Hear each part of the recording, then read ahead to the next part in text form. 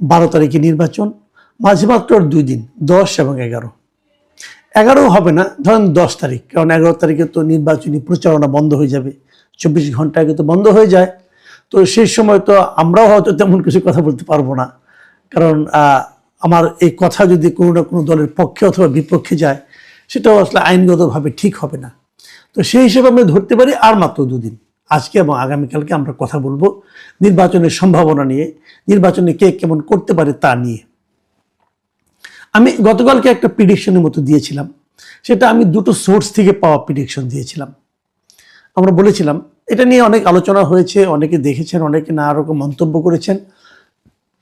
তো এই ধরনের আলোচনা হতেই থাকবে, তারপরেও কিন্তু প্রিডিকশনে চলতে থাকবে। আপনারা মিলিয়ে নেবেন আপনাদের চিন্তার সঙ্গে। এটা কোনো ভিত্তি নেই, কিন্তু আমি আবারও বলছি, জরিপের কোনো ভিত্তি নেই, প্রিডিকশনের কোনো ভিত্তি নেই। যে যার যার মতো করে চিন্তা করেন এবং যার যার সোর্স থেকে তারা পান।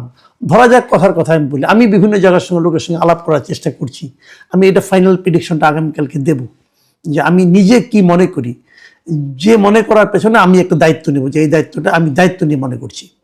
তো আজকে দেখেন শেষ দিকে বলে, হয়তো আজকে এই শহরে আমি দুটো জরিপ পেলাম, জনমত জরিপ পেলাম এই নির্বাচন নিয়ে, এবং দুটোই বেশ বড়ভাবে করেছে তারা, মানে অনেক লোকের মধ্যে এই জরিপটা করেছে। প্রথম যে জরিপটার কথা বলছি, দুটো আমি পত্রিকায় পেয়েছি, পত্রিকা থেকে আমি নিচ্ছি, মিডিয়া থেকে। এই প্রথম জরিপটা হলো eminence associates for social development, সংক্ষেপে EASD, এরা একটা জরিপ করেছে, এর নামে একটা সংস্থা।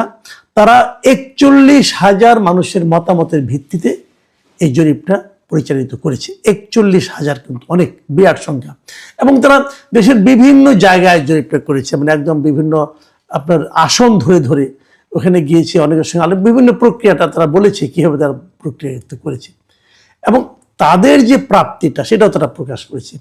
তাদের প্রাপ্তিতে বলা হয়েছে, যদি ভোটের হিসাবে হয়, যে প্রায় 66.3% ভোটার নাকি বিএনপিকে ভোট দিবে, এটা তাদের জরিপের ফল।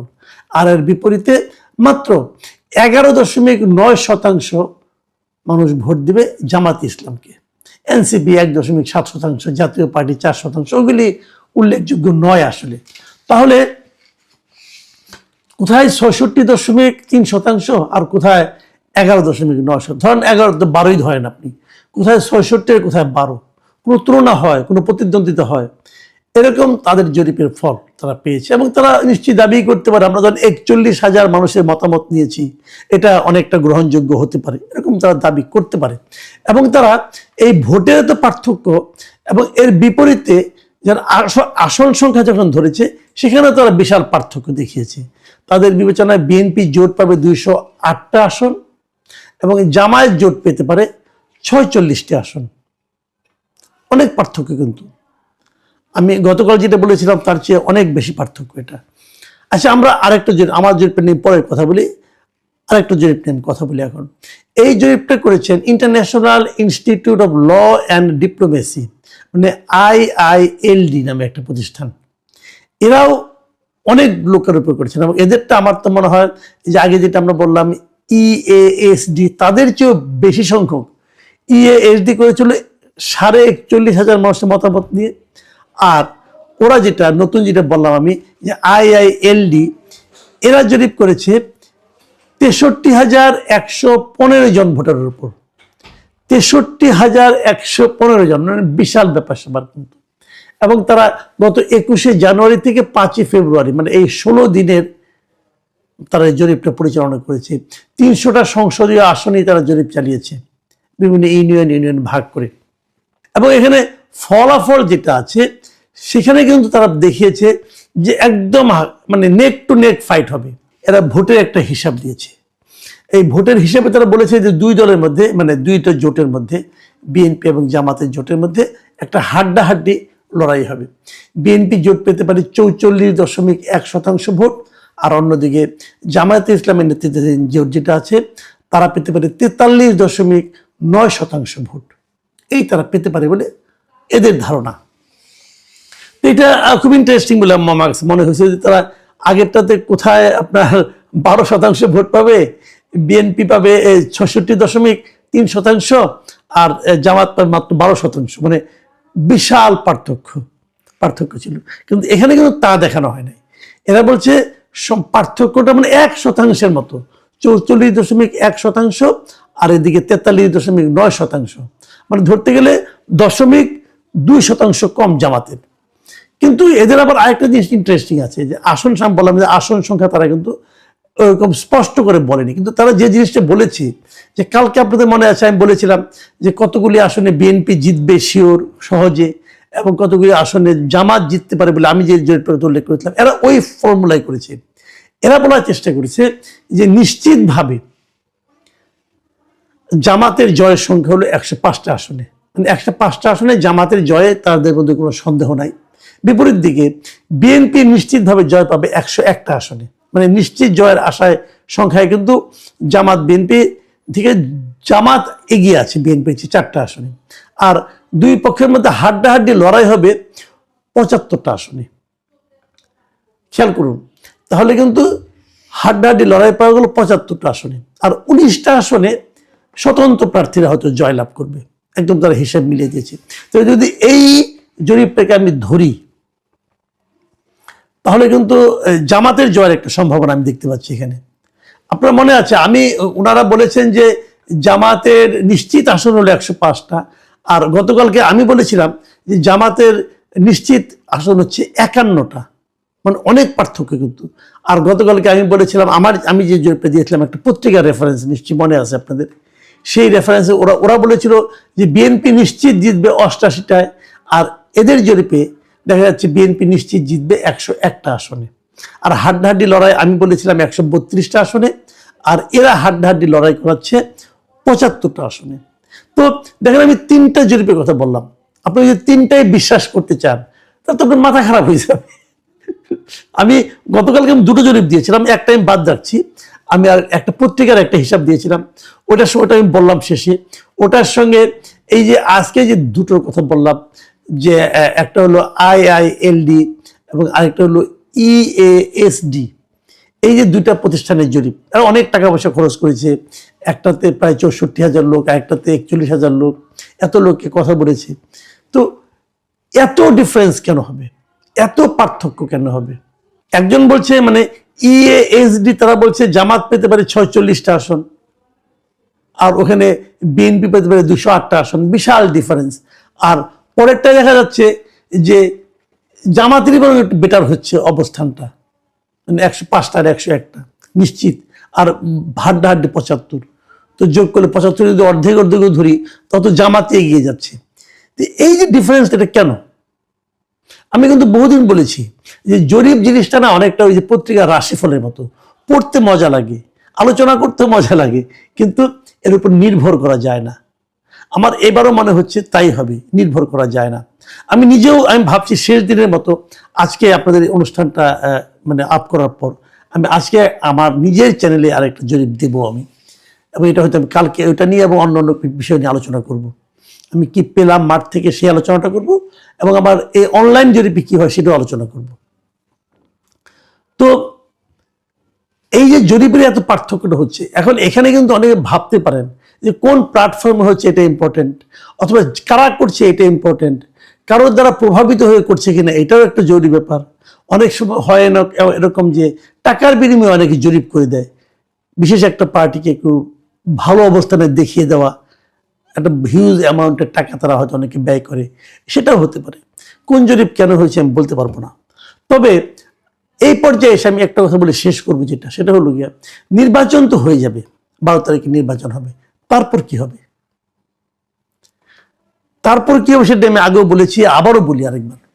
সেটা হলো নির্বাচনের পর প্রথম যে সমস্যাটা হবে সেটা হলো নির্বাচনের ফল প্রকাশ নিয়ে একটা আলোচনা এরই মধ্যে আসছে। ইলেকশন ইঞ্জিনিয়ারিং কি হবে? এই আলোচনাটা আসতো না। এই আলোচনাটা আসার পেছনে মূলত যেটা কাজ করছে আমি মনে করি সেটা কাজ করছে এই তত্ত্বাবধায়ক সরকারের কিছু কর্মকাণ্ড। এই তত্ত্বাবধায়ক সরকারের প্রধান উপদেষ্টা ডক্টর ইউনূসের যে প্রেস উইং, সেই press secretary mister Shafiqul Alam আরো আগে বেশ কয়েকদিন আগে উনি বলেছিলেন এবার নির্বাচনের ফল ঘোষণা করতে দেরি হবে। এই যে কথাটা না, এটা হলো ম্যাজিক সেন্টেন্স। এই সেন্টেন্সের কারণে, এই একটি বাক্যের কারণে পুরো দেশের ভোটারদের মধ্যে, প্রার্থীদের মধ্যে একটা আতঙ্ক ঢুকে গেছে। দেরি কেন হবে? দেরি হওয়ার কি কারণ থাকতে পারে? প্রশ্ন হচ্ছে কয়েকটা। দেখেন, অনেকে বলবেন দুটো ব্যালট গুনতে সময় লাগবে। ওকে ফাইন, দুটো ব্যালট। আপনি বলেন তো, যখন মেয়রের সিটি কর্পোরেশন নির্বাচন হয় তখন ব্যালট থাকে কোটা? তখন তো আপনার একটা সিটি কর্পোরেশনের মেয়রের ব্যালট থাকে, একটা সংরক্ষিত আসনে ব্যালট থাকে, এবং আরেকটা কমিশনারদের ব্যালট থাকে। ইউপি নির্বাচনে এরকম থাকে, 3টা ব্যালট থাকে। তো 3টা ব্যালট যদি এক রাতের মধ্যে, এক বেলার মধ্যে শেষ করা যায় গুনে, তাহলে দুটো ব্যালট গুনে শেষ করা যাবে না কেন? প্রত্যেকটা কেন্দ্রে প্রিজাইডিং অফিসার, পোলিং অফিসার এর সংখ্যা তো সমান, তাহলে এটা যাবে না কেন? আর তার উপর এই ব্যাপারে আগে ভাগেই প্রেস সেক্রেটারি কেন এই কথাটা বলেন? এটা কি প্রেস সেক্রেটারি বলার বিষয়? নির্বাচনে ভোট গণনা আগে হবে না পরে হবে, দেরি হবে না হবে, তাড়াতাড়ি হবে, রাতে হবে না সকালে হবে, এই বিষয়গুলো তো প্রকাশ করবেন নির্বাচন কমিশন, সরকার তো না। এবং প্রেস সেক্রেটারি তো নাই। উনি যার প্রেস সেক্রেটারি, মানে মিস্টার ডক্টর ইউনুস, ওনারও তো এখতিয়ার নাই বলার এই যে নির্বাচনের রেজাল্ট ঘোষণা করতে দেরি হবে কি তাড়াতাড়ি হবে, উনিও বলতে পারেন না। তো পুরো জিনিসটা নির্বাচন কমিশনের এখতিয়ারে, কিন্তু ওনারা বলছেন। কেন বলছেন? এই যে কেন বলছেন, এই প্রশ্নের উত্তর খুঁজতে গেলে প্রথমেই মনে আসে যে তাহলে কি ইলেকশন ইঞ্জিনিয়ারিং এর একটা সম্ভাবনা আছে? ইলেকশন ইঞ্জিনিয়ারিং জিনিসটা কি আমি সহজভাবে বলি, আমি তো বোঝানো দরকার নাই, আমি সহজভাবে বলি। সেটা হলো, আপনি ভোট দিয়ে আসলেন, কিন্তু যা ভোট দিলেন, যে ভোটটা হলো, সেই ভোটটাই ফল হিসাবে কি প্রকাশিত হবে, নাকি কেউ মাঝখানে অন্য কিছু প্রকাশ করে দেবে? মাঝখানে কি দুদিন ফলগুলো আটকে রেখে তারপরে প্রকাশ করা হবে? যখনই ফলগুলো আটকে থাকবে, যখনই ফল প্রকাশে বিলম্ব হবে, তখনই কিন্তু মানুষের মধ্যে সন্দেহটা আরো দানা বাঁধবে। আচ্ছা, যদি সরকার ইলেকশন ইঞ্জিনিয়ারিং করতে চায়, তাহলে কোন দিকে করতে পারে, কার পক্ষে করতে পারে? আপনারা ভেবেছেন একবার? কার পক্ষে করবে? জাতীয় পার্টির পক্ষে, নাকি ইসলামী আন্দোলনের পক্ষে? না, তাদের পক্ষে না। সম্ভাব্য দিক হলো কি, সন্দেহের তালিকা যারা থাকে, এটা হলো জামাতে ইসলাম, এনসিপি, এদের প্রতি এই সরকারের একটা বিশেষ, মানে আপনার এক ধরনের ভালোবাসা প্রকাশিত এরই মধ্যে। বিএনপি হতে পারে, এরা তো অভিযোগ করে বিএনপির কথা মতো নাকি সব চলছে। আমি একটা তথ্য দিই, এই তথ্যটা আমার কাছে খুব, মানে একদম যে আমি প্রমাণ করে দিতে পারবো আমি তা বলছি না, কিন্তু আমার কাছে বিভিন্ন জায়গা থেকে তথ্যটা এসেছে, এটা আপনাদের সঙ্গে একটু শেয়ার করা দরকার। বিভিন্ন জেলায় যারা রিটার্নিং অফিসার হবেন, ডিসি যারা হবেন রিটার্নিং অফিসার, এবং সবাই জানেন এই নির্বাচনে কিন্তু ডিসিদের একটা বড় ভূমিকা থাকে। আমাদের এই ডিসিদের ব্যাপারে কিন্তু এরই মধ্যে বিএনপিরা বলেছে, অভিযোগ করেছে যে ম্যাক্সিমাম ডিসি নাকি জামাতের। জামাত অভিযোগ করেছে অনেক জায়গায় নাকি ডিসি নিয়োগ করা হয়েছে বিএনপি লাইনের। এনসিপির কথা কেউ বলেনি, কিন্তু আমি যতটুকু জানি এনসিপিরও কমপক্ষে 18-19 জন ডিসি আছেন যারা নাকি এনসিপির। কিভাবে এনসিপি? তারা এনসিপি করতো না, তারা একজন সুশীল ছিল আর কি। তো এনসিপি সুপারিশ করে তাদের বিভিন্ন জায়গায় নিয়োগ দিয়েছে। আর আমি যে হিসাবটা পেয়েছি, সেই হিসাবটা শুনলে আপনারা অবাক হবেন। সেই হিসাবটা হলো 64 জন ডিসির মধ্যে 30-এর উপরে হলো জামাত সমর্থিত ডিসি, মানে যারা জামাতের রাজনীতিকে সমর্থন করে, অথবা তাদের কর্মকাণ্ড কথাবার্তায় ওই এলাকার লোকজন অথবা প্রশাসনের অন্য অন্য লোকজন তাদেরকে জামাত সমর্থিত বলে মনে করেন। কারণ গত কয়েক মাস কিন্তু জামাতের লোক, প্রশাসনের কোন লোকটা জামাতের, কোন লোকটা বিএনপির, এটা কিন্তু বুঝতে কারো কোনো কষ্ট হয় না, কারণ তারা নিজেরাই প্রকাশ করেছে ভালো পোস্টিং পাওয়ার জন্য। আর বিপরীতে বিএনপি সমর্থিত ডিসির সংখ্যা হলো ধরেন 12-13 জন। পার্থক্যটা বুঝতে পেরেছেন? বিএনপি সমর্থিত জেলা প্রশাসকের সংখ্যা এনসিপির চেয়েও কম। যদি ইলেকশন ইঞ্জিনিয়ারিং হয়, রিটার্নিং অফিসারদের অজ্ঞাতে হতে পারবে না, তারা জানবেন কি হচ্ছে। সেক্ষেত্রে বুঝতেই পারছেন যদি হয় তাহলে কি হবে। প্রিয় দর্শক, আপনারা ভাবতে থাকুন, বাকি মিলিয়ে নেবেন। ইলেকশন তার খুব বেশি দিন নাই, 2-3 দিন।